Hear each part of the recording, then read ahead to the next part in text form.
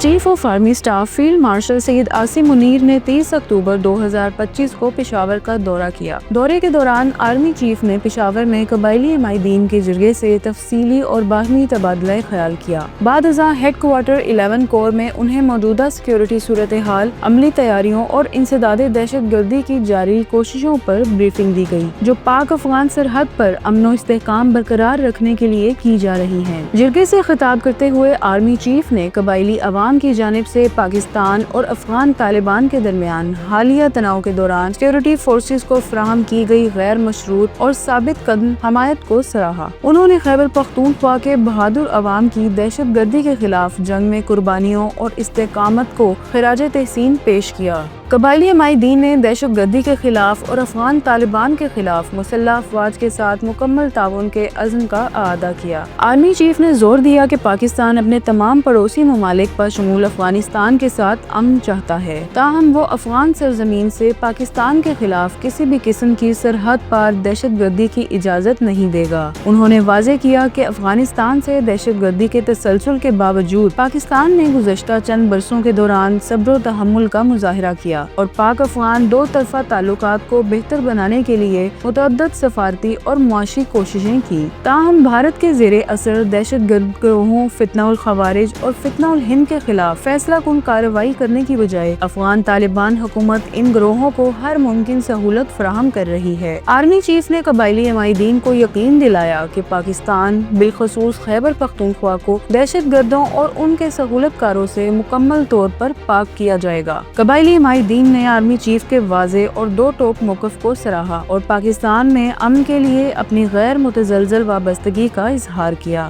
انہوں نے اس بات پر زور دیا کہ فتنہ الخوارج کی بگڑی ہوئی فکر کو خیبر پختونخوا کے قبائل میں کسی سطح پر پذیرائی حاصل نہیں ہوگی۔ آمد پر آرمی چیف کا استقبال کور کمانڈر پشاور نے کیا۔